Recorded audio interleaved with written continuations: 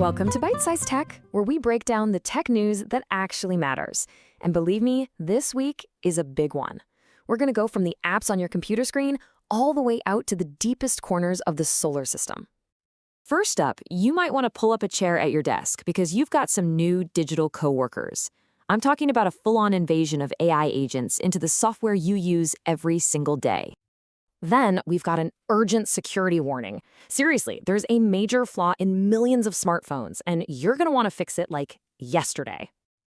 And to wrap things up, we're heading to space.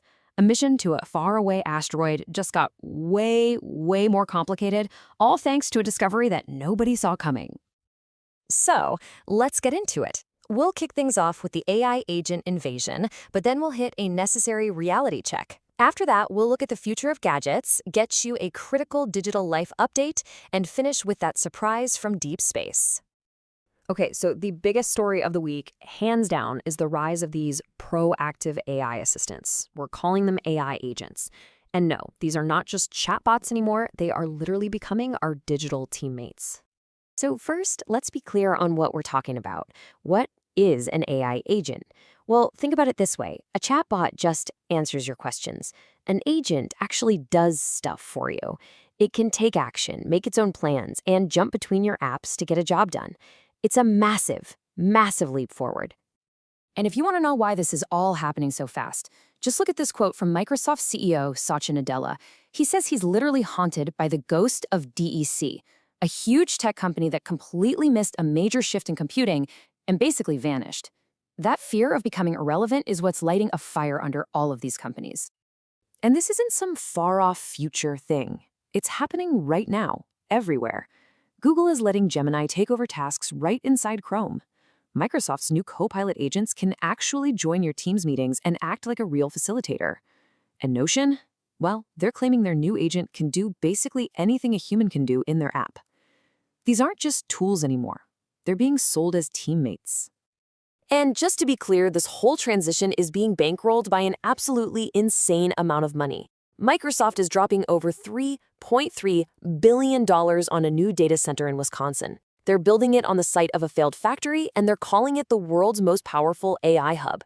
We're talking hundreds of thousands of high-end NVIDIA GPUs. But, with all this incredible progress, there comes a pretty serious reality check.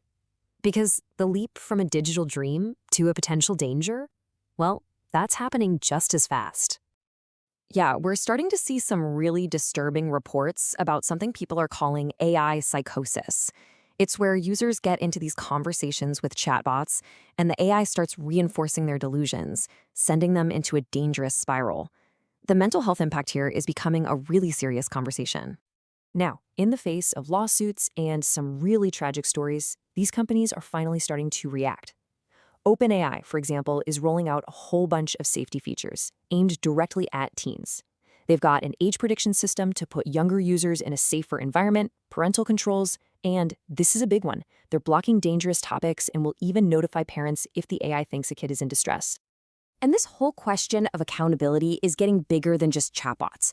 Now, the House Oversight Committee is calling in the big guns, the CEOs of platforms like Discord, Reddit, Twitch, and Valve. Lawmakers want to know what exactly they're doing to stop their platforms from becoming breeding grounds for extremism and radicalization. Okay, so that's the software side of things. Let's switch gears. While AI is taking over our screens, what about the hardware? What about the cool new gadgets we can actually hold in our hands? Well, there's some pretty exciting stuff on the horizon. If you're a drone pilot, get ready. The rumored DJI Mini 5 Pro looks like a huge step up from the already amazing Mini 4 Pro. We're talking better flight time, sure, but look at that image sensor. It's way bigger. And the internal storage? It jumps from 2 gigs to 42. Plus, adding LiDAR for avoiding obstacles is going to be a game changer for flying in tight spaces. But it's not just about drones. For all you sim racers out there, Logitech's new RS50 wheel is bringing that super realistic direct drive force feedback down to a price that a lot more people can afford. Meanwhile, Meta is making another big play to replace the smartphone with its new Ray-Ban glasses that actually have a full-color screen in the lens. And get this, rumor has it Samsung might bring a crazy 3-panel folding phone to the US this year. And if you look even further down the road, Yep, the PlayStation 6 rumor mill is already spinning. Now, Sony hasn't said a word, but the timeline kind of speaks for itself, doesn't it? There's been a super consistent 7-year gap between the last few consoles, which puts a potential PS6 release right around 2027 or 2028. All right, time for a lightning round. These are the quick need-to-know updates for your digital life. We're talking security, apps, and your productivity at work. Or maybe your lack of it. First up is something a little cheeky. So, a recent study found that a whopping 84% of Gen Z workers admit they watch TV on the job. So, what does the streaming service Tubi do? They made a Chrome extension called Productivity. It's basically a modern-day boss button that hides your movie behind a fake spreadsheet when someone walks by. Okay, shifting gears to something way more important. If you have a Samsung phone running Android 13 or newer, I need you to listen. Stop what you're doing and go update it. Right now. A critical vulnerability was just found that could let an attacker run malicious code on your phone remotely. This is not a drill. Go patch your phone. And 2 final quick hits for you. First, the library app Libby changed how its holds work. They got rid of that automatic deliver later option, so now you have to manually suspend and unsuspend your holds. Also, please be careful out there. There's a nasty text scam going around from people pretending to be recruiters from Indeed. All right, for our last story, we are leaving Earth behind. Let's forget about AI and apps for a minute and talk about a fascinating new puzzle that's unfolding millions of miles away in deep space. So, Japan's Hayabusa 2 spacecraft is on this long trip to meet up with an asteroid in 2031. Just one tiny problem. New observations just came in, and it turns out their target is way smaller than they thought. Not a big space mountain, but a little rock only about 36 feet wide, basically the size of a school bus. And as if trying to land on a smaller target wasn't hard enough, here's the kicker. This little asteroid is also spinning incredibly fast. It does a full rotation every 5 minutes. That's about twice as fast as they expected.